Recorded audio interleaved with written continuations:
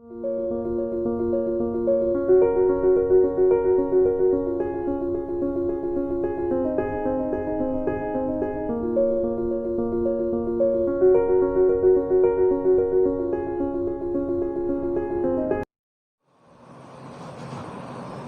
प्यारे साथियों, आप सभी का स्वागत है अपने YouTube channel Mukesh Tech Education में। हम सब इस समय क्लास 10th गणित विषय का अध्याय 5 समांतर श्रेणी पढ़ रहे हैं, जहां पर हम लोग 5.2 प्रश्नावली 5.2 का एक एक क्वेश्चन लगा रहे हैं इस टाइम। उम्मीद है कि जो कुछ पढ़ाया जा रहा है आपको बहुत अच्छे समझ में आ रहा होगा। बस आग्रह ये है कि आप लोग लगातार बने रहिए। फिर आप देखिए कि कुछ समय बाद आप लोग मैथ से खेलेंगे, यानी कि आपको हर एक कॉन्सेप्ट, हर एक क्वेश्चन, हर एक बेस आपके माइंड में यूँ बैठा देंगे हम कि आप कभी भी लाइफ में भूल नहीं पाओगे। बस आप लगातार बने रहिए। चलिए आगे क्वेश्चन सॉल्व करते हैं। क्वेश्चन नंबर 5.2 का क्वेश्चन नंबर 5 NCERT का प्रश्नावली 5.2। क्वेश्चन 5 ये कह रहा है, निम्नलिखित समांतर श्रेणियों में से प्रत्येक श्रेणी में कितने पद हैं। जिनके लिए आज का ये वीडियो नया होगा, लेक्चर नया होगा, उनसे आग्रह ये है कि वो पुराना लेक्चर हमारे प्लेलिस्ट में जाकर या इस वीडियो के नीचे डिस्क्रिप्शन बॉक्स में उस पुराने वीडियो का लिंक दिया गया है। इससे पहले जो पढ़ाया गया है उस वीडियो का लिंक है, वहाँ से पुराना लेक्चर यदि आप देख लेते हैं तो आपको कहीं पर भी कोई प्रॉब्लम नहीं होगी। ठीक है, तो चलिए ध्यान दीजिए। पहला क्वेश्चन ये कह रहा है कि श्रेणी में कितने पद हैं। तो यहाँ पर देखो क्या शब्द आ गया, कितना का शब्द आ गया, यानी कि an आपको दिया गया है। ठीक है, सॉल्व करते हैं। पहला हम लोग 7, 13, 19, 205।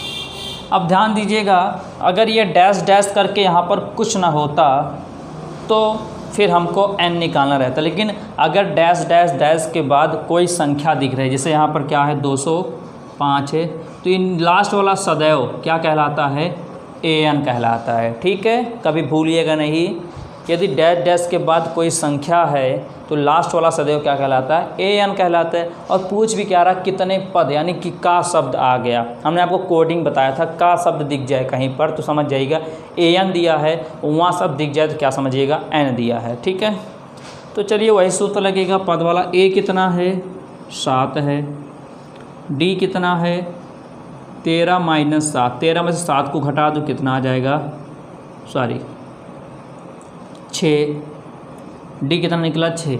डी कैसे निकलता, A2 - A1। जो पुराना लेक्चर देख लिए होंगे उनको बिल्कुल भी प्रॉब्लम नहीं होती होगी। ठीक है, जिनके लिए नया है वो पुराना लेक्चर देखें, तब इस लेक्चर को देखें, तब उनको समझ में पूरा आएगा। ठीक, चलिए an कितना दिया है, 205।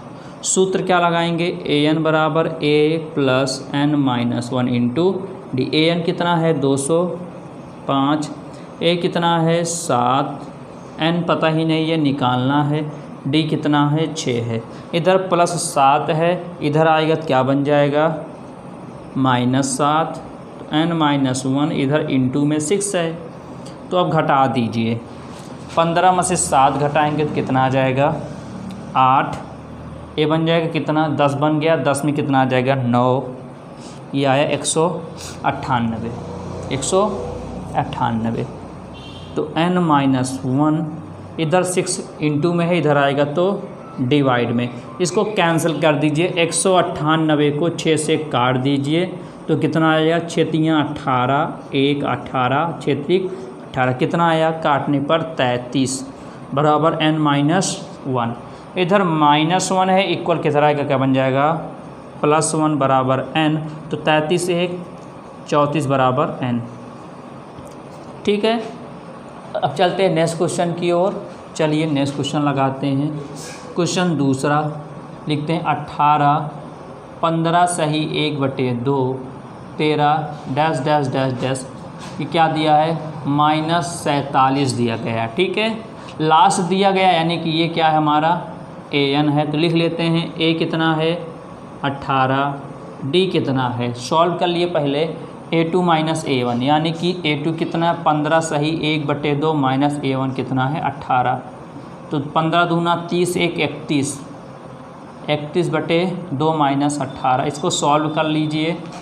सॉल्व अपान इसको 18 है अपान इसको 1 कर सकते हैं, इसको 15 दूना 30 1 31/2 माइनस 18, इसको 1 कर लीजिए। 2 1 का लासा कितना आएगा 2 इंटीग्रल 31 सेकंडम 31, 18 दूना 36, ठीक है। 36 में 31 घटा दीजिए कितना आएगा -5/2, डी मिल गया -5/2, ठीक है। कैलकुलेशन किए तो इतना लंबा आया हुआ है। और an कितना कह रहा है -47 बोल रहा है, क्लियर है, कितना कह रहा है -47। सूत्र लगा दीजिए an = a + n-1 into D. an कितना है -47, a कितना है 18, n d कितना है -5/2 है, -47 इधर 18 प्लस है, इस इक्वल में आएगा तो माइनस बन जाएगा, n-1 अब -5/2, क्लियर है। जोड़ दो, माइनस माइनस प्लस होता है, 7 7 14 1 15, 4 1 5 1 6, अब माइनस n-1 और -5/2, इधर ये गुणा में इधर आएगा तो बन जाएगा भाग में। जब भाग में बन जाएगा तो ये क्या होगा -5/2 और n-1, ये 2 ऊपर चला जाएगा तो बन जाएगा 2 गुणे -65, यहाँ से -5, माइनस से माइनस कैंसिल हो गया, 5 से 5 1 कम 5, 5 3 15, तो 13 दूना 26, कितना बना 2 गुणे 13 बना। इधर क्या चल रहा है n-1 चल रहा है, ठीक है। 13 दूना 26 बराबर n-1, इधर -1 में है, इसके साइड में आया क्या बन जाएगा +1, यानी 26 + 1 = n, तो कितना आया n बराबर 27, ठीक है। तो मुझे तो ऐसा लग नहीं रहा होगा कि आपको कहीं पर प्रॉब्लम आ रही होंगी, ठीक है। हाँ, प्रॉब्लम उनके लिए आएंगे जिनके लिए ये लेक्चर नया होगा। जो हमारा शुरू से लेक्चर 1 से देख रहे होंगे, 4 लेक्चर बन चुका है इस चैप्टर का, ठीक है। ट्रिग्नोमेट्री का भी चैप्टर बना हुआ है, वास्तविक संख्याएं का बना हुआ है। आपको कहाँ पर मिलेंगे, यूट्यूब चैनल खोलने के बाद प्लेलिस्ट में जाएंगे, ठीक है। किस में जाएंगे, प्लेलिस्ट में जाने के बाद सब चैप्टर का अलग अलग डिवाइडेशन करके उसमें अलग अलग चैप्टर सेव किए गए हैं, ठीक है। तो वहाँ से आप सभी चैप्टर देख सकते हैं। और आप इनके अगर 4 लेक्चर देखे होंगे तो ये जो कैलकुलेशन किया जा रहा आपको कहीं पर भी प्रॉब्लम आएगी नहीं, ठीक है। तो हम आगे बढ़ते हैं क्वेश्चन नंबर 6 की ओर। क्वेश्चन 6 लगा हुआ है, क्या समांतर श्रेणी 11, 8, 5, 2 डैश डैश डैश का एक पद -150 है। आपको ज्ञात करना है क्या इसका पद कितना है -150 है, ठीक है। क्या ज्ञात करना है, पद -150 है, ठीक है। ये दिया है 150, यानी कि लास्ट में कुछ दिया गया, यानी कि इसको मान लेंगे क्या an, ठीक है। बताना है कि इस श्रेणी का क्या एक पद -150 भी है, तो डैश डैश डैश कहाँ तक -150 तक, तो ये 150 क्या हो गया an हो गया, an = -150, यानी कि 150 जिसको बोलते हैं ना, -150। a कितना है 11 है, d कितना है 8 में से 11 घटा तो कितना आ जाएगा -3, ठीक है। चलो सूत्र लगा दें, an बराबर a + n-1 इंटू डी। चलिए हल करते हैं, उसके बाद देखते हैं क्या होता है क्या नहीं, तब पता लगेगा क्या इसका एक पद -150 होगा, -150 होगा। यदि होगा तो ठीक है, नहीं होगा तो कुछ लिखा, क्यों नहीं होगा तो लिख दिया जाएगा क्यों नहीं होगा, ठीक है। an कितना है -150, a कितना है 11 है, n कितना है नहीं पता, d कितना है -3 है। देखो n कैसे पता चलेगा, n तब पता चलेगा जब वहाँ पद कहीं दिखेगा तो n पता चलेगा, जब है ही नहीं तो कहाँ से पता चल जाएगा, है कि नहीं। चलो -150, इधर +11 है, इधर आएगा तो -11 हो जाएगा, इधर क्या बचा n-1 -3, तो क्या हो जुड़ जाएगा, तो माइनस कितना आ जाएगा 1 5 1 6 -161, n-1 और -3, इधर -3 गुणा में है, इधर आएगा तो भाग में हो जाएगा, तो -161 बटे -3 n-1। बहुत बच्चे गलती क्या करते हैं, गलती ये करते हैं ना कि ये जो -3 रहता है, जब इसको अपॉन भेजते हैं ना तो ये प्लस भेज देते हैं। तो अरे बच्चा ऐसा नहीं होगा, ध्यान देना, प्लस और माइनस में हम बराबर के उस साइड भेजते हैं, प्लस माइनस में बराबर के उस साइड में, तब प्लस माइनस होता है। लेकिन अगर गुणा से भाग में गुणक भेज रहे हैं तो सिंबल के साथ जाएगा, ध्यान देना, गलती मत करिए। गुणा से भाग में या भाग से गुणा में जाएगा तो सिंबल के साथ में, यानी कि माइनस भी साथ में इसके जाएगा। ठीक है, माइनस से माइनस कैंसिल हो गया, बचा कितना 161 बटे 3। इधर देखो -1 है, केवल n निकालना है, कितने एक पद, इधर -1 है, इधर आएगा तो +1 बराबर n। इसको एक कर लीजिए, 3 और 1 का एलसीएम कितना आ जाएगा, 3 आ गया, 161 एकम 161, 3 एकन्नम 3, अब इक्वल टू n जोड़ दीजिए 164 बटे 3। क्या इसका एक पद आया, ये नहीं आया ना। क्यों नहीं आया, क्योंकि n पूर्ण रूप से पूर्णांक संख्या नहीं है, पूर्णांक संख्या नहीं। ये देखो किस में आ रहा है, 164 बटे 3, ये किस में आ रहा है, ये आ रहा है फ्रैक्शन वैल्यू में, भिन्न के रूप में। अब पूर्णांक संख्याएं कभी भिन्न के रूप में नहीं होती हैं ना, ये तो पढ़े हो पूर्णांक संख्याएं। तो क्या लिखोगे, लिखोगे n, मैं यहाँ लिख देता हूँ, ठीक है, n का मान पूर्ण रूप से पूर्णांक संख्याएं ज्ञात नहीं होता है, ज्ञात नहीं होता है, अतः -150 कोई पद नहीं है, कोई पद नहीं है। मतलब लिख सकते -150 एक भी पद नहीं है इसमें पूरे में -150 एक भी पद नहीं है। क्यों नहीं हुआ, क्योंकि अगर 164/3 अपॉन में आ गया तो पूर्ण रूप से पूर्णांक संख्या नहीं है, क्योंकि को भाग देंगे तो दशमलव में आ जाएगा। लाना किसमें, कोई पूर्णांक संख्या आ जाती तो हाँ -150 है, कोई एक पद होता, क्योंकि भाई 11 है तो 11 बटे, अगर इस तरह कहीं अगर यहाँ पर 11 अपॉन में दिए होते, 8 बटे में दिए होते, 5 बटे में दिए होते, 2 बटे में दिए होते, तब ये आंसर तब लिख देते हाँ सब कुछ बटे में था तो इसका आंसर भी बटे में आ गया। लेकिन सब किस में दे रहा, देखो आप लोग देखो, सब इसमें दे रहा, सिंपल सा पूछ रहा है, एक पद -150 नहीं है, क्योंकि 164 बटे 3 क्या है, पूर्णांक संख्याएं ज्ञात नहीं होता है। ठीक है, क्या होता है, पूर्णांक संख्या ज्ञात नहीं होता। अतः दी गई श्रेणी में कोई भी पद, अतः दी गई श्रेणी में कोई, अतः दी गई लिख सकते हैं, अतः -150 कोई पद नहीं है, अतः दी गई श्रेणी में -150 कोई भी पद नहीं। ठीक, अब बढ़ते हैं क्वेश्चन नंबर 7 की ओर। ठीक, चलिए विद्यार्थियों, क्वेश्चन लग चुका है, 7वां क्वेश्चन आप देख सकते हैं। ठीक है, उस समांतर श्रेणी का 31वां पद ज्ञात कीजिए जिसका 11वां पद 38 है और 16वां पद 73 है। तो बहुत से बच्चे ऐसे होते हैं कि ये जो परिभाषाएं वाली जो भाषाएं वाले क्वेश्चन रहते हैं, भाषा समझते हो ना, कि इसमें कहीं पर भी अल्फ़ाबेट नहीं देंगे, केवल भाषा दे देंगे कि उस समांतर श्रेणी का 31वां पद ज्ञात कीजिए, तो समझते हैं कि बहुत डिफ़िकल्ट क्वेश्चन होता है। और रियली में देखा जाए तो डिफ़िकल्ट क्वेश्चन बिल्कुल नहीं होता, बस जो कहता जाता है वैसे हम लोग स्टेप स्टेप करते हुए चले जाते हैं। कह रहा है उस समांतर श्रेणी का 31वां पद क्या करना है, ज्ञात करना है, ये आपको ज्ञात करना है। ठीक है, अब 31वां पद कैसे ज्ञात करोगे, 31वां पद ज्ञात करने के लिए आपको ए चाहिए और क्या चाहिए, डी चाहिए, ए चाहिए और डी चाहिए, तभी निकाल सकते हो।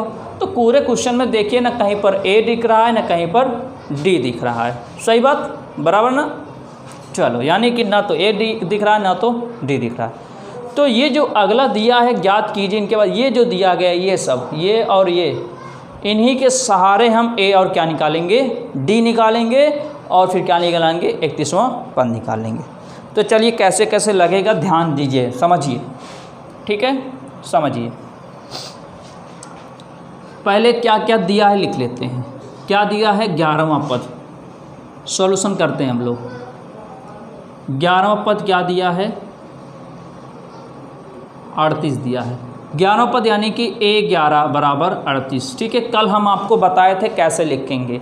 11वां पद बोले तो A11, 11वां पद बोले तो A11 बराबर 38। ठीक है, अब A11 के क्या लिख सकते हो, कल आपको हम सिखाए थे। A11 से 1 कम कितना, 10D बराबर 38, समीकरण नंबर 1। समझ में आया ना, कल सीखे थे ना। 11 पद को क्या लिख सकते हो, 11 से 1 कम A लिखकर 10D लिख देना। आगे चलो, आगे बोल रहा है 16वां पद कितना कह रहा है, 73। तो इसको लेकर क्या लिख सकते हो, 116 क्या लिख सकते हो, A16 इक्वल टू 73। तो A16 क्या लिख सकते हो, 16 से कम 15, तो A plus 15D equal to 73, समीकरण नंबर 2। अब A देखो, यहाँ भी A, यहाँ भी A, यहाँ भी D, यहाँ भी D, यहाँ गिनती, यहाँ गिनती, यानी बन गया 2 समीकरण। ठीक है, इन दोनों समीकरण को हल कर लें तो वहाँ से आपको A और D की वैल्यू निकल आएगी। उसके बाद अगला हम निकाल सकते हैं। ठीक, चलिए तो क्या लिखेंगे, समीकरण 1 व 2 को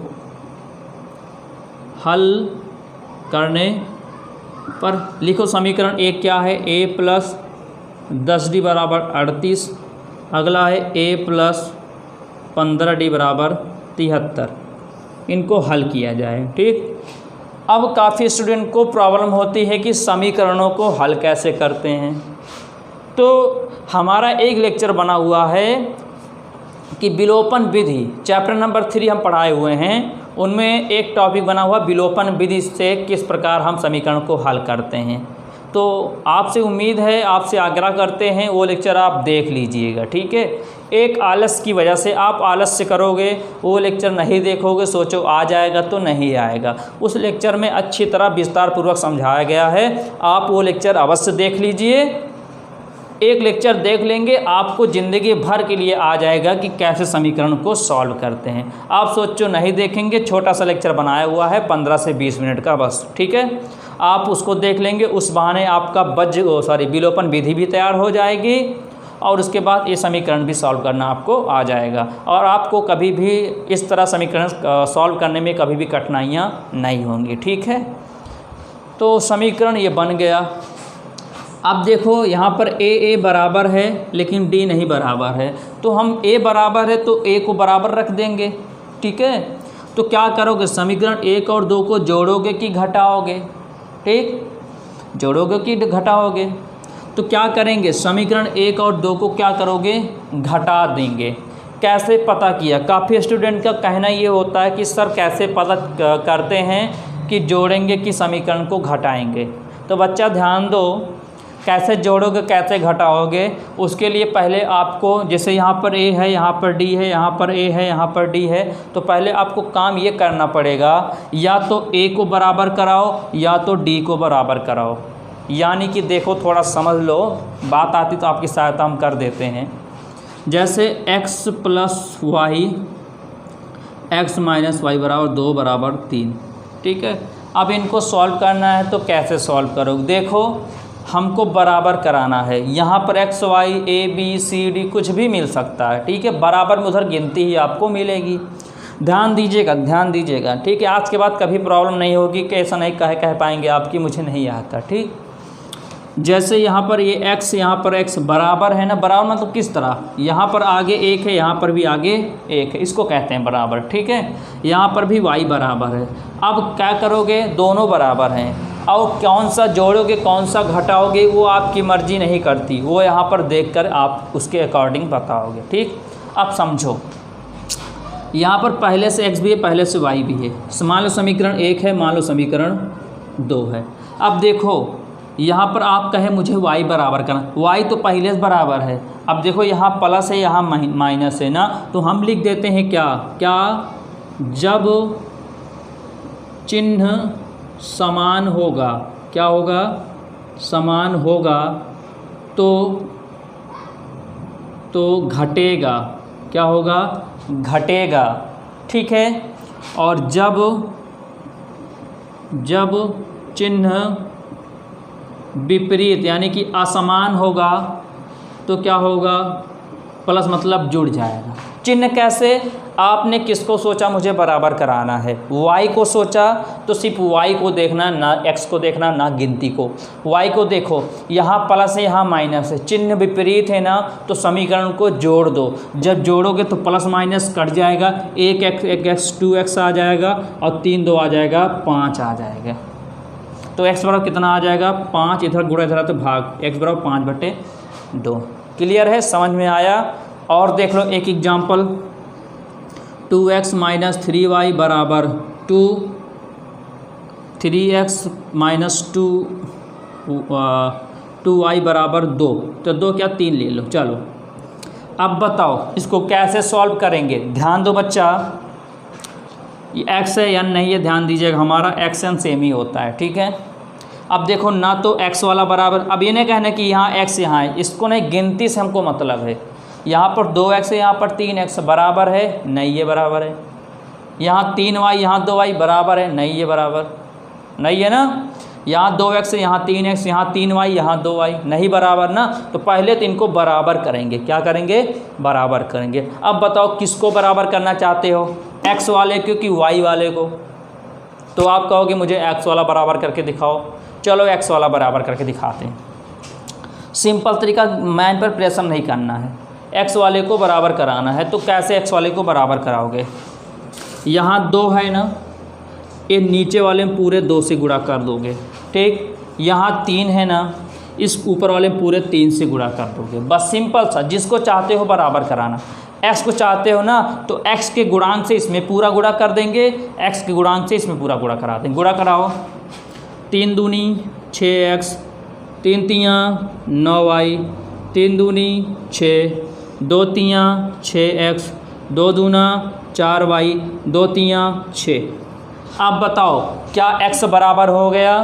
देखो बच्चा ध्यान दो, x बराबर हो गया कि नहीं। यहाँ 6x, यहाँ 6x, यहाँ 6x, यहाँ 6x हुआ ना, बराबर हो गया ना। तो ये फर्स्ट स्टेप करते हैं, ठीक है। इक्वेशन ऐसे सॉल्व होता है, ठीक है। इसीलिए कह रहे हैं आप वीडियो वहाँ से देख सकते हो, ठीक है। अगर कोई प्रॉब्लम होती है तो आपकी वीडियो देखिए, अगर आपको कहीं पर डाउट लगता है तो आप हमसे कहिए, ठीक है। आपके डाउट को हम ज़रूर समझेंगे, देखेंगे और आपके डाउट को क्लियर कर सकेंगे। तो यहाँ क्या समझा हम लोगों ने कि दोनों बराबर हो गया ना, क्लियर है। अब बात ये आती है बराबर में कि अब क्या करेंगे, अब इन समीकरणों को जोड़ेंगे कि घटाएंगे। चलिए आपने सीखा ना ये कि कैसे बराबर होता है। अब बात ये आती है कि इनको जोड़ोगे कि घटाओगे। चलो आपने कहा मुझे x बराबर करा, तो मैंने x बराबर करा के दिखाया, सिंपल सी बात। मैंने x को बराबर करके दिखाया।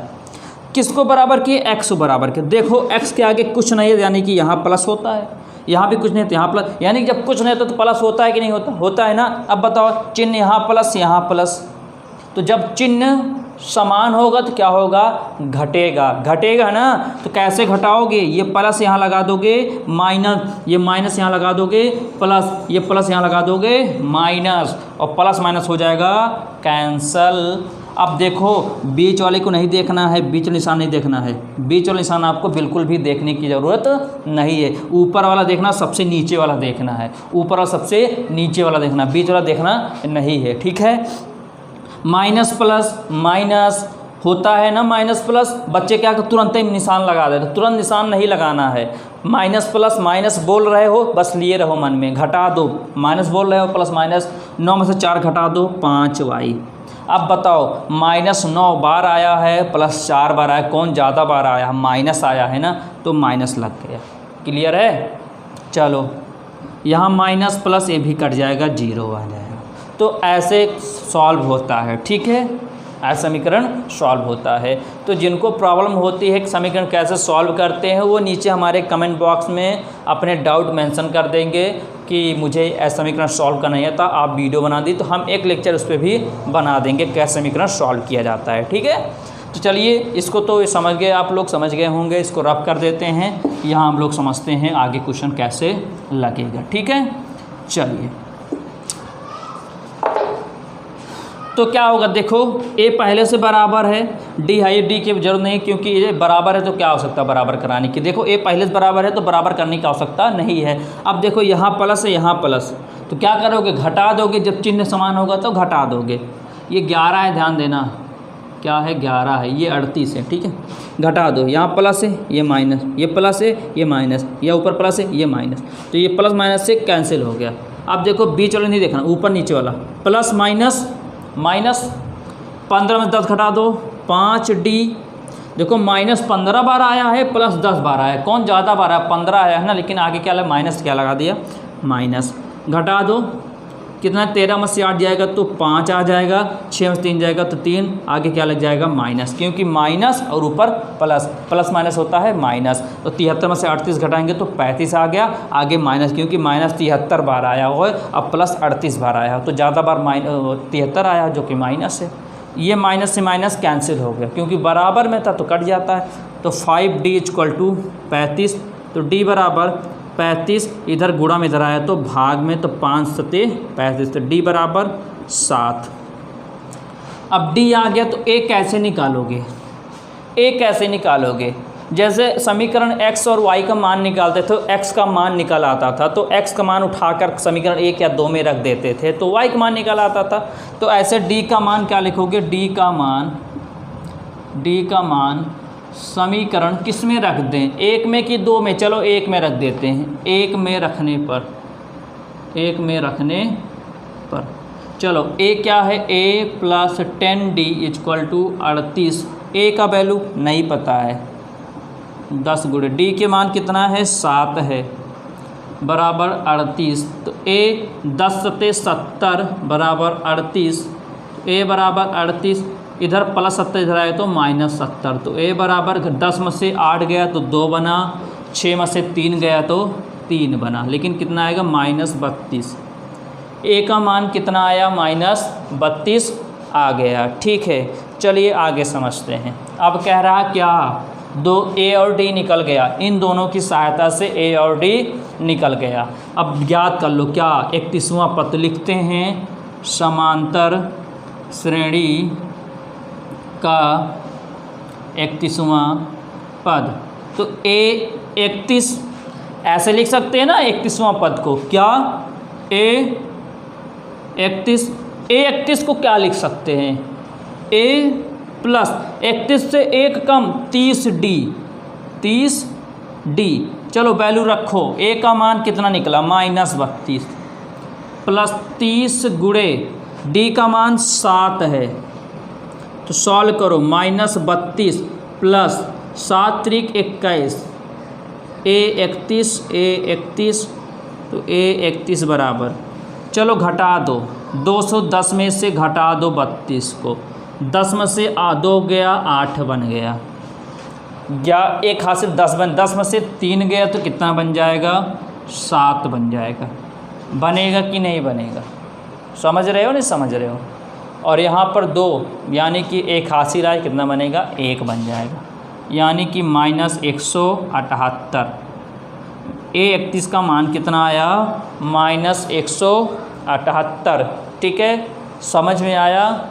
सॉरी एक माइनस नहीं प्लस हो जाएगा, क्योंकि यहाँ प्लस 210 बार ज़्यादा है ना, तो प्लस हो गया। चलो, तो ऐसे क्वेश्चन हम आपको और भी बताएंगे। यहाँ पर कुछ भी एग्जामिनर पूछ सकता है, कुछ भी। यहाँ पर 31 देकर 32, 11, 15, 16 कुछ भी पूछ सकता है। आपसे कहेगा दूसरा पद 38, दूसरा पद 12 है तो छठा पद 18 है। तो अब मुझे लगता है इस टाइप का क्वेश्चन आएगा तो आप कर लोगे, ठीक है। जो चीज़ पूछेगा इन दोनों की सहायता से हम लोग वहाँ पर निकालेंगे, ठीक है। अब कैसे निकालेंगे ये ऐसे आप देख रहे हो, इस प्रकार से हम निकालेंगे। अब यहाँ पर एग्जामिनर कुछ भी क्वेश्चन बना सकता है। छठा पद 18 दे दिया, दूसरा पद चौथा दे दिया, तो वहाँ से A और D आपको निकालना पड़ेगा। तो आप लोग सिर्फ हमारे साथ बने रहिए, और ऐसे वीडियो अगर आपको और भी चाहिए तो अगर चैनल को सब्सक्राइब नहीं किया होगा तो चैनल को सब्सक्राइब कर दीजिए और बेल आइकन बटन पर प्रेस कर दीजिए, ताकि जो भी वीडियो अपलोड किया जाए आपके पास नोटिफिकेशन जरिए पहुंच सके। तो ऐसे हम लोग धीरे धीरे बढ़ते जाएंगे, और लास्ट में आपको हर एक क्वेश्चन बताया जाएगा जो आपके बोर्ड के एग्ज़ाम में बहुत बार पूछा गया है, ठीक है। लेकिन उससे पहले हम लोग पूरी NCERT बुक सॉल्व करेंगे, ताकि कोई भी प्रॉब्लम ना आए, क्योंकि जो भी क्वेश्चन बनेगा आपके एनसीईआरटी बुक से ही बनेगा, इसलिए इस पर पूरा जोर दिया जा रहा है। बस आपका साथ चाहिए, ऐसे साथ बनाए रखिए तो हम लोग पूरे मैथ में जंग में जीत जाएंगे। ठीक है, तो कल फिर मिलते हैं इसी तरह एक शानदार वीडियो के साथ। तब तक के लिए गुड बाय, नमस्कार, जय हिंद। घर में रहिए, सेफ रहिए और सुरक्षित रहिए।